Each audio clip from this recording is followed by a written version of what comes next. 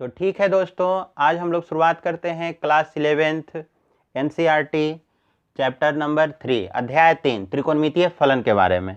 तो दोस्तों, त्रिकोणमितीय फलन पढ़ने के पहले हम लोग जान लेते हैं त्रिकोणमिति क्या है। त्रिकोणमिति है जो दो ग्रीक वर्ड से मिलकर बना है। कौन कौन? तो ट्रिगोन और क्या मिलकर बना है? मेट्रॉन। तो ट्रिगोन का मतलब होता है त्रिभुज।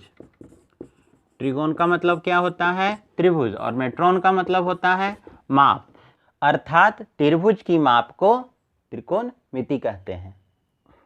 अभी हम लोगों ने पढ़ा त्रिभुज। तो त्रिभुज क्या होता है? देखिए, तीन भुजाओं से घिरे हुए क्षेत्र को त्रिभुज कहते हैं। तो ये तो त्रिभुज हो गया, ए बी और सी। और इसके सामने वाली भुजा एक क्या हो गई? ए बी और एक क्या हो गया? सी। और यहाँ पर तीन एंगल कोण भी तो बना। यहाँ पर तीन कोण बना, कोण ए, कोण बी और कोण सी। तो इस त्रिकोणमिति में हम लोग इन त्रिभुज के सारे कोण तथा इसके भुजाओं के बारे में अध्ययन करेंगे। अब हम लोग जानेंगे कोण किसे कहते हैं। दो रेखाओं के बीच का स्थान या वह समीपस्थ स्थान जहां दो रेखाएं आपस में मिलती हैं उसे कोण कहते हैं। वह न्यूनतम स्थान जहां पर दो रेखाएं आपस में आकर मिलती हैं उसे क्या कहते हैं? कोण कहते हैं। ये शीर्ष हो गया, ये प्रारंभिक भुजा, अंतिम भुजा, शीर्ष, प्रारंभिक भुजा, अंतिम भुजा। ऐसा नहीं है कि मैंने यहाँ पर प्रारंभिक लिखा तो आप यहाँ पर भी प्रारंभिक कर सकते हैं, कोई दिक्कत नहीं। आप किसी को भी कुछ लिख सकते हैं। अब रही बात शीर्ष किसे कहते हैं, तो वह बिंदु जहाँ पर दो रेखाएं आपस में आकर मिलती हैं उसे शीर्ष कहते हैं। अब रही बात कि ये ऋणात्मक कोण है और यहाँ पर ये धनात्मक कोण है। तो मैंने क्यों लिखा, कैसे लिखा? तो कोण को समझते हैं। कोण दो प्रकार के होते हैं, यहाँ दिखाया गया है, ऋणात्मक कोण एंड धनात्मक कोण। तो चलिए देखते हैं। सबसे पहले दोस्तों हम एक्स अक्ष और वाई अक्ष का निर्माण कर लेते हैं। यहाँ पर फिर हम एक सर्किल ड्रॉ कर लेते हैं। सर्किल मतलब वृत्त खींच लेते हैं। और यहाँ ये क्या हो गया आपका? एक्स एक्सिस, एक्स अक्ष, एक्स डैश, वाई और वाई डैश बना लेते हैं। अब देखिए यहाँ पर अगर हम इसे एक घड़ी का रूप देते हैं तो 12, 6, 3 और ये क्या हो गया? 9। अब यहाँ से चलिए बढ़ते चलते हैं। 1, 2, 4, 5, 7, 8, 10 और 11। अब देखिए ये आपका सुई हो गया, इसका सुई हो गया। तो अब देखिए यहाँ से अगर हम अक्ष, ये अक्ष हो गया, तो यहाँ से हम घड़ी की दिशा में बढ़ते हैं। मतलब 1, 2, 3, घड़ी तो ऐसे ही चलता है, 1, 2, 3, 4, 5, 6, 7, 8, 9, 10, 11, 12। तो जब हम लोग घड़ी की दिशा में चलते हैं तो देखिए ये एक्स है और यहाँ से जब हम नीचे आते हैं तो ये कहाँ है? माइनस की ओर। तो यही होता है घड़ी के सुई की दिशा। तो इसको क्या बोलते हैं? घड़ी के सुई की दिशा। तो घड़ी के सुई की दिशा किसको निरूपित करता है? ऋणात्मक को। और यदि हम यहाँ से क्या चलें? विपरीत चलते हैं, 3 के बाद 2, 1, 12, 11, 10। तो ये हम लोग ऊपर की ओर आ रहे हैं, मतलब कि घड़ी के विपरीत चल रहे हैं, घड़ी के सुई के विपरीत दिशा। तो हमारा ये क्या बताता है? धनात्मक। तो यहाँ हम क्या लिख सकते हैं? घड़ी के सुई की विपरीत दिशा, विपरीत दिशा। ठीक, घड़ी के सुई के विपरीत दिशा। ठीक है दोस्तों, अब हम लोग पढ़ेंगे समकोण के बारे में। तो देखिए, जब दो रेखा आपस में एक दूसरे को लंबवत प्रतिच्छेद करती है, तो देखिए एक रेखा यहाँ और ये हो गया, ये हटा देते हैं। अब देखिए लंबवत प्रतिच्छेद करती है। तो जब लंबवत प्रतिच्छेद करती है तो यहाँ पर कितने डिग्री का कोण बनता है? 90। यहाँ पर भी क्या हुआ? 90 और यहाँ भी 90 और ये भी 90। और हमारा नाम ही क्या था इसका? समकोण। तो समकोण, तो सम मतलब समान और कोण तो कोण है ही, तो समान कोण। तो देखिए समान समान है कि नहीं है? 90, 90, 90, 90। अब देखिए इस चीज़ को तो फॉलो कर लिया है। अब क्या लिखा है? वृत्त का चौथा। तो अगर हम यहाँ पर से एक वृत्त का निर्माण करते हैं, यहाँ से किस चीज़ का निर्माण करते हैं, एक वृत्त का निर्माण करते हैं।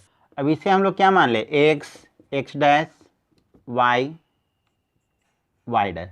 तो x से y तक आने में हमारा कितने डिग्री का कोण बनता है, 90 डिग्री। y से x डैश तक आने में 90 डिग्री, x डैश से y डैश आने में 90 डिग्री और y डैश से x आने में 90 डिग्री। तो अगर हम टोटल देखें, टोटल 90, 90 प्लस 90 प्लस 90, तो टोटल मेरा कितना बनता है, 360 डिग्री का कोण बनता है।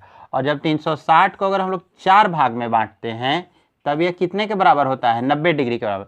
तो हम लोग देखिए, अब ये चीज़ मेरा यहाँ प्रूफ हो गया कि वृत्त का 1/4 भाग, मतलब वृत्त का 1/4 हिस्सा 90 डिग्री के कोण को समकोण कहते हैं। तो ठीक है दोस्तों, अब हम लोग देखते हैं कोण माप के पद्धति। तो कोण माप के 3 पद्धति होते हैं। पहला षट दशांशक पद्धति, शतांशक पद्धति और वृत्तीय पद्धति। से षट दशांशक पद्धति, तो षट का मतलब कितना होता है, देखिए षट का मतलब होता है 6 और 10 तो 10 है ही 10, और दशांशक अंश, अंश मतलब हिस्सा, 6 गुने 10, तो 6 गुने 10 कितना हो गया, 60।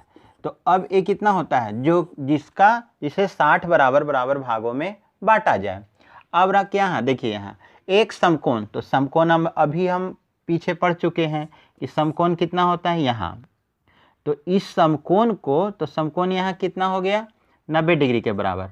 और यह जो 1 डिग्री जो है यह 60 बराबर बराबर भागों में बांटा जाता है। और तो 1 डिग्री बराबर 60 मिनट और 1 मिनट बराबर 60 सेकेंड, और ये 1 मिनट है वो भी आपका 60 बराबर बराबर हिस्सों में बांटा जाता है। ठीक है दोस्तों, अब हम लोग दूसरा पद्धति शतांशक पद्धति के बारे में पढ़ेंगे। तो देखिए शतांशक, शत जोड़ अंश, तो शत का मतलब क्या होता है, 100, और अंश मतलब हिस्सा। तो इस पद्धति में 100 के बराबर बराबर हिस्सों में बांटा जाता है। तो एक समकोण, तो समकोण तो यही होता है, तो समकोण बराबर 100 ग्रेड, मतलब इस समकोण को 100 ग्रेड 100 हिस्सों में बांटा जाता है। और 1 ग्रेड बराबर, तो यहाँ तो 100 बराबर बराबर हिस्सा, और एक हिस्सा बराबर कितना होगा, 100 मिनट, और इस मिनट को भी हम लोग 100 सेकेंड में बांटते हैं। तो एक समकोण बराबर 100 ग्रेड, 1 ग्रेड बराबर 100 मिनट और 1 मिनट बराबर 100 सेकेंड। हम लोग पढ़ेंगे तीसरा वृत्तीय पद्धति। तो वृत्तीय पद्धति में क्या होता है, एक समकोण बराबर होता है π/2 रेडियन। यहाँ पर जो छोटा c है इसको हम लोग क्या पढ़ते हैं, इसको हम लोग पढ़ते हैं रेडियन। नाम से ही लग रहा है क्या, वृत्तीय पद्धति मतलब वृत्त, वृत्त में इसका हम लोग देखते हैं।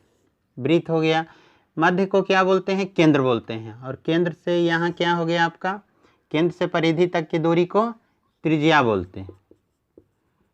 त्रिज्या को किस चीज़ से निरूपित किया जाता है, r से, और ये भी तो त्रिज्या ही हो जाएगा ना। और इन दोनों को मिलाने वाली रेखा, इसे बोलते हैं चाप की लंबाई, चाप की लंबाई जिसे L से निरूपित किया जाता है। और इन दोनों के बीच बनने वाले कोण को क्या बोलते हैं, थीटा बोलते हैं। तो क्या हो गया मेरा, थीटा बराबर L/r। तो L क्या होता है, चाप की लंबाई, और r बराबर क्या होता है, त्रिज्या। एक इस प्रकार से भी देख सकते हैं, यहाँ देखिए ऐसे, थीटा r l। वृत्तीय पद्धति में चाप की लंबाई l तथा त्रिज्या r का एक ही इकाई में होना आवश्यक है।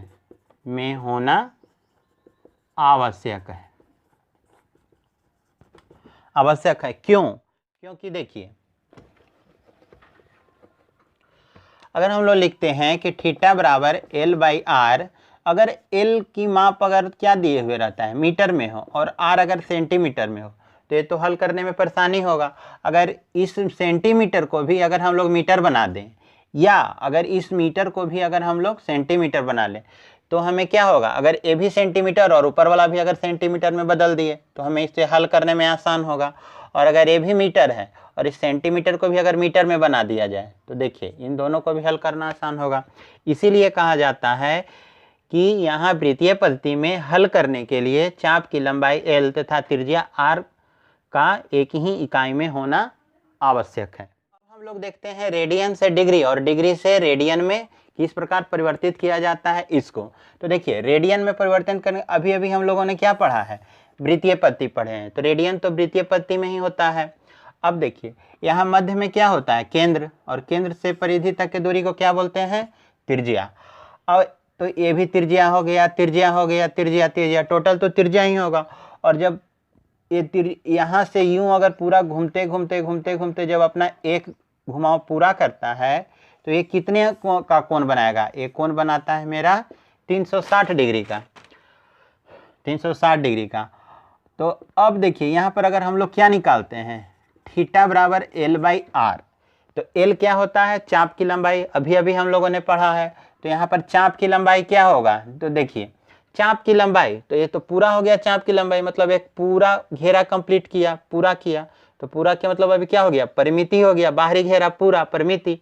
और वृत्त का परिमिति क्या होता है 2πr, और इसका त्रिज्या कितना दिए हुए है r, तो r लिख दिए।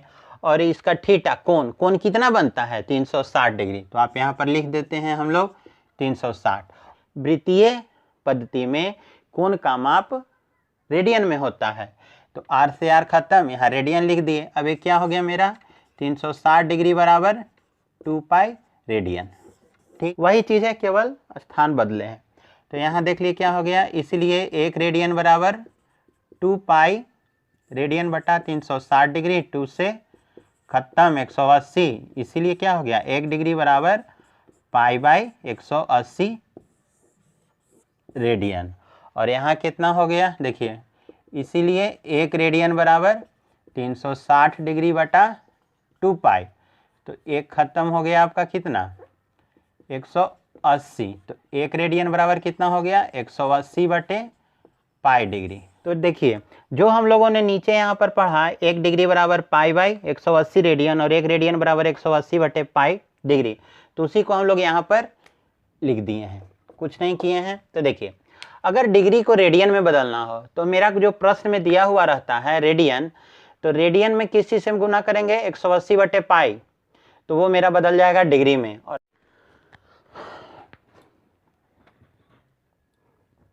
तो दोस्तों अभी हम लोगों ने यहाँ पर पढ़ा 1 डिग्री बराबर π/180 रेडियन और 1 रेडियन बराबर 180 बटा पाई डिग्री। उसी चीज़ को मैंने यहाँ पर लिखा है कि अगर हमें डिग्री में बदलना रहे तो क्वेश्चन में क्या दिया हुआ रहता है रेडियन, तो रेडियन में किस चीज़ से गुना कर देंगे 180 बटे पाई। और अगर रेडियन में बदलना रहे तो प्रश्न में दिया गया रहा डिग्री को π/180 रेडियन से गुना करने पर वह रेडियन में बदल जाता है। हमें डिग्री में बदलना है, मेरा क्वेश्चन में क्या दिए हुए हैं 3π/4 रेडियन, तो 3π/4 रेडियन में किस चीज़ से गुना कर देते हैं, 3π/4 रेडियन में हम लोग गुना कर देते हैं 180 बटा पाई से, पाई से पाई कट जाता है, और यहाँ पर ये हो गया आपका 45, तो 45 दिया 135 डिग्री।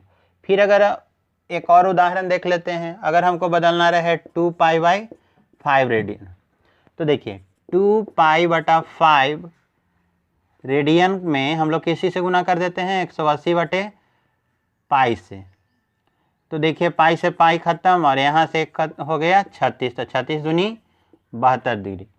इसी प्रकार हम लोग आगे बनाते चलेंगे। और अगर हमें रेडियन में बदलना रहे तो क्या करेंगे, देखिए डिग्री, तो डिग्री में किसी से गुना करते हैं हम लोग π/180 से, तो 36 दूनी 72, 36 5 80 से, तो कितना हो गया 2π/5। और अगर फिर हमको किस चीज़ में बदलना रहा है, देखिए अगर हमें 90 डिग्री को ही अगर बदलना है रेडियन में तो क्या करेंगे 90 गुने π/180, 109 से 109 9 दूनी 18, तो कितना हो गया आपका π/2 रेडियन। ठीक, तो उम्मीद है आपको समझ में आ गया होगा इस प्रकार के क्वेश्चन को कैसे रेडियन में बदलते हैं। सो देखिए 40 डिग्री 20 मिनट, तो सबसे पहले हम लोग मिनट को डिग्री में बदलेंगे और फिर डिग्री को रेडियन में बदलेंगे। तो चलिए देखते हैं कैसे। सो 40 डिग्री और ये 20 मिनट है, तो 20 मिनट को डिग्री में बदलने के लिए क्या करते हैं, देखिए 20 डिग्री क्या करते हैं हम लोग 1/60 से गुना कर देते हैं, तो ये भी हो गया डिग्री।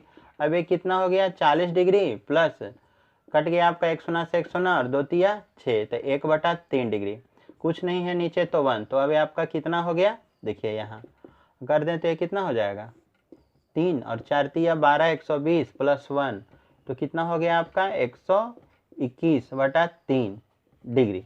और अब इस डिग्री को रेडियन में बदलने के लिए क्या करते हैं हम लोग, π/180 से गुना कर देते हैं। तो देखिए अगर कट जाता है तो ठीक है, नहीं कटता है तो हम लोग केवल जो करते हो गुना करके छोड़ देते हैं। तो ये कितना हो गया 121 में पाई से गुना करेंगे तो कितना हो जाएगा 121 पाई और 18 तिया 54 और 1 शून्य 540 रेडियन। ठीक, अब हम लोग इसी प्रकार से दूसरा क्वेश्चन भी देख लेते हैं। दूसरा प्रश्न मेरा क्या है, 5 डिग्री 30 मिनट और ये कितना रहा 45 सेकेंड। तो इसमें भी हम लोग वही काम करेंगे। सबसे पहले हम लोग क्या करेंगे, इस सेकेंड को मिनट में बदलेंगे और फिर मिनट को डिग्री में बदलेंगे। तो देखिए अब ये कितना हो गया आपका 5 डिग्री 30 मिनट और 45 सेकेंड, 45 सेकेंड। तो सबसे पहले हम लोग क्या करते हैं, 45 सेकेंड को किस चीज़ में बदल देते हैं, मिनट में, तो 60 से गुना कर दिए। तो अब ये कितना हो गया मेरा, ये मिनट हो गया। अब ये क्या हो गया आपका, देखिए 5 डिग्री 30 मिनट और 15 तिया 45, 15 चौके 60। तो अब ये कितना हो गया आपका, देखिए प्लस 3/4, ये टोटल तो मिनट हो गया। तो अब यहाँ पर देखिए कितना हो गया, देखिए 5 डिग्री और कुछ नहीं है तो 1 4 से 4 लग होता है हमारे 120 और 120 में आप क्या जोड़ दीजिए 3, तो ये मिनट हो गया। कितना आपका हो गया, देखिए 5 डिग्री और क्या हो गया 123/4 मिनट। अब इस मिनट को भी हम लोग किस चीज़ में बदलेंगे, डिग्री में बदलेंगे। तो देखिए क्या कर दिए, जो 5 डिग्री और ये कितना है 123/4 गुने 1/60। तो अगर अब ये क्या हो गया आपका डिग्री। अब ये कटता है तो ठीक, नहीं कटता है तो हम फिर वही काम करेंगे। तो ये मेरा कितना हो गया आपका 5 डिग्री और ये तो कट नहीं रहा है तो ऊपर आपका कितना हो गया प्लस 123/4 को 24 240 डिग्री। और फिर ये दोनों को आपस में जोड़ देते हैं। तो अब ये कितना हो जाएगा आपका, कुछ नहीं है नीचे तो 1, 240 और 1 का लघुत्तम कितना हो जाएगा 240, 224 25 20 से 1200 और जोड़ 123, ये कितना हो गया टोटल डिग्री। तो 12 1 13, 1323, तो कितना हो गया आपका 1323/240 क्या डिग्री। अब इस डिग्री को रेडियन में बदलने के लिए हम लोग वही काम करेंगे जो करते आए हैं, 1323/240 गुने π/180। कटता है तो ठीक, नहीं कटता है तो यही मेरा आंसर हो जाएगा रेडियन में। 6 रेडियन को बदलना है डिग्री में, तो क्या करेंगे, देखिए 6 रेडियन को डिग्री में बदलने के लिए क्या करते थे हम लोग, वही काम करते आए हैं, इसमें भी हम लोग वही काम करेंगे। तो 180/π से गुना करेंगे। तो अब तो यहाँ तो पाई कुछ है नहीं, तो अब क्या करेंगे हम लोग, देखिए 6 गुना 180 और पाई के जगह पर क्या करेंगे 22/7। तो ये 7 कहाँ चला जाएगा आपका ऊपर। अब जो कटता है सो काट दीजिए, छूटता है सो छोड़ दीजिए। तो 2 से 3 और 2 से 11, तब ये कितना हो जाएगा 18 3 54, 54 7 3380, 11 आ गया डिग्री में। अब इस डिग्री को बदलते हैं। तो देखिए इसको भाग देते हैं हम लोग, 11 से भाग देंगे किस में 3780 में भाग देंगे 11 से। तो 11 तिया 33, 4 11 चौक 44, 4 11 तिया 33, तो कितना बच गया 7। तो देखिए ये मेरा कितना आया, ध्यान से देखिए यहीं पर देखना है आपको, 343.7/11 डिग्री। तो अब हम लोग क्या करते हैं कि ये जो आ गया मेरा 343.7/11 थे 343 डिग्री, और ये जो मेरा इतना बच जाता है, अब इसमें हम लोग क्या करेंगे, इसको डिग्री छोड़ देते हैं और यहाँ क्या करेंगे हम कि इसमें हम लोग 60 से गुना कर देते हैं। तो अब ये मेरा क्या बन जाएगा मिनट। तो चलिए वही गुना करके देख लेते हैं। अब तो ये कितना हो जाएगा मेरा 6 7 42, 420 में किससे गुना करेंगे 11 से, तो 11 तिया 33, 9 11 8 88, 2। अब ये मेरा कितना बच गया, देखिए 11 38, 38.2/11 क्या आया, मिनट। तो अब यहाँ पर भी हम वही काम करेंगे, ये जो मिनट आया इसको हम लोग यहाँ कर देते हैं जो, और पूर्णांक में क्या कर देंगे, 60 से गुना कर देंगे, और अब ये मेरा क्या आ जाएगा, और ये मेरा हो गया सेकेंड। तो 60 दूनी 120, 120 में किस चीज़ से भाग देते हैं, 11 से। तो 11 एकम 11 1, और फिर तो क्या इसको मान लेते हैं, 143 डिग्री 38 मिनट 11 सेकेंड लगभग।